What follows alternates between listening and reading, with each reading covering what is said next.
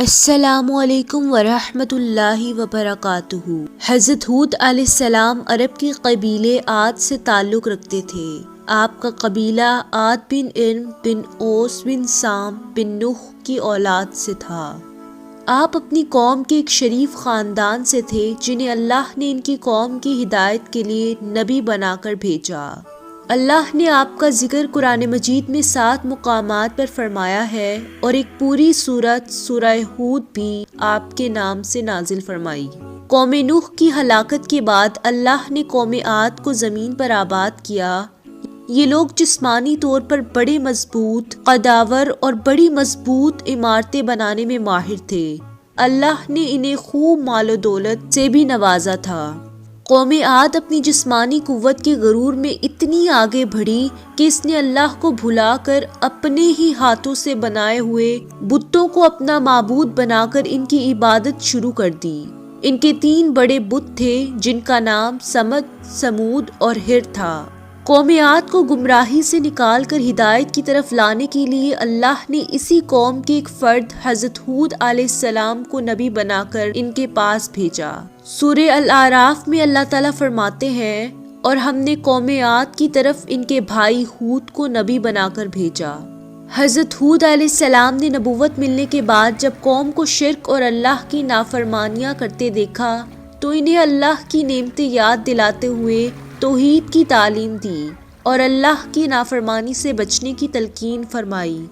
قوم عاد نے آپ علیہ السلام کی دعوت قبول کرنے کی بجائے آپ کو جھٹلایا اور آپ پر کئی الزامات لگائے۔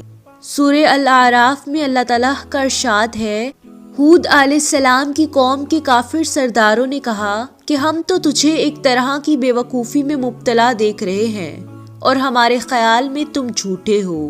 حضرت ہود علیہ السلام نے اپنی قوم کو سمجھانے کی بھرپور کوشش کی اور انہیں بتایا کہ اے میری قوم، اللہ کے سوا تمہارا کوئی حقیقی معبود نہیں۔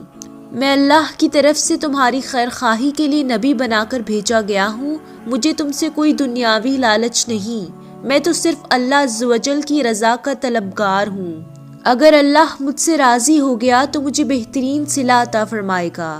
میں تمہارا خیر خواہ ہونے کی حیثیت سے تمہیں نصیحت کر رہا ہوں کہ اگر تم بتوں کی پوجا چھوڑ کر اللہ کے فرما بردار بندے بن جاؤ گے تو اس کا فائدہ تمہیں دنیا میں بھی ملے گا اور آخرت میں بھی۔ قوم کے سرداروں اور عوام نے برہم ہو کر کہا کہ اچھا، اگر تم اپنی دعوت میں اتنے ہی سچے ہو تو ہمارے لیے اللہ سے عذاب طلب کر لو۔ قوم نے جب عذاب کا مطالبہ کر دیا تو آپ علیہ السلام نے افسوس کا اظہار کرتے ہوئے فرمایا کہ اب تم عذاب الہی کا انتظار کرو۔ سورہ الاعراف میں ارشاد ہے، انہوں نے کہا، کیا تم ہمارے پاس آئے ہو کہ ہم صرف اکیلے اللہ ہی کی عبادت کریں اور ہمارے باپ دادا جن کی عبادت کرتے تھے ان کو چھوڑ دیں؟ لہٰذا اگر تم سچے نبی ہو تو جس عذاب سے ہمیں ڈراتے ہو وہ لے آؤ۔ اس پر آپ علیہ السلام نے اللہ تعالیٰ سے مدد کی درخواست کر دی۔ اللہ تعالیٰ نے فوراً آپ علیہ السلام کی درخواست کو قبول فرما لیا اور قوم عاد پر سخت ترین عذاب ہولناک آندھی کی صورت میں نازل فرمایا، جس سے آپ علیہ السلام کی قوم کے تمام نافرمان لوگ ہلاک ہو گئے۔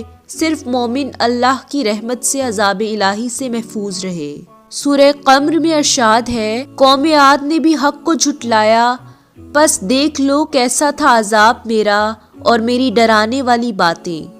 بلا شبہ ہم نے ان پر ایک نحوست کے دن تیز و تند مسلسل چلنے والی ہوا بھیج دی جو لوگوں کو اٹھا اٹھا کر ایسے پھینک رہی تھی جیسے وہ جڑ سے اکھڑے ہوئے کھجور کے تنے ہوں۔ پس کیسا تھا میرا عذاب اور میرا ڈرانا۔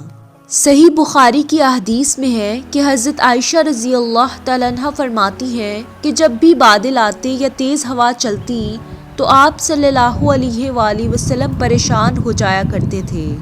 حضرت عائشہ رضی اللہ تعالیٰ عنہ نے پوچھا، اے اللہ کے رسول، آپ پریشان کیوں ہو جاتے ہیں جبکہ لوگ تو انہی بادلوں کو دیکھ کر خوش ہوتے ہیں؟ آپ صلی اللہ علیہ وآلہ وسلم نے فرمایا، اے عائشہ، میں کیسے مطمئن ہو جاؤں؟ ہو سکتا ہے کہ اس میں عذاب ہو، کیونکہ ایک قوم عاد ہوا ہی سے ہلاک ہوئی تھی۔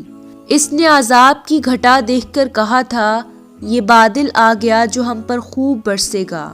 اللہ تعالی ہم سب کو بھی ہدایت دے اور ہمیں نیک اعمال کرنے کی توفیق عطا فرمائے، آمین۔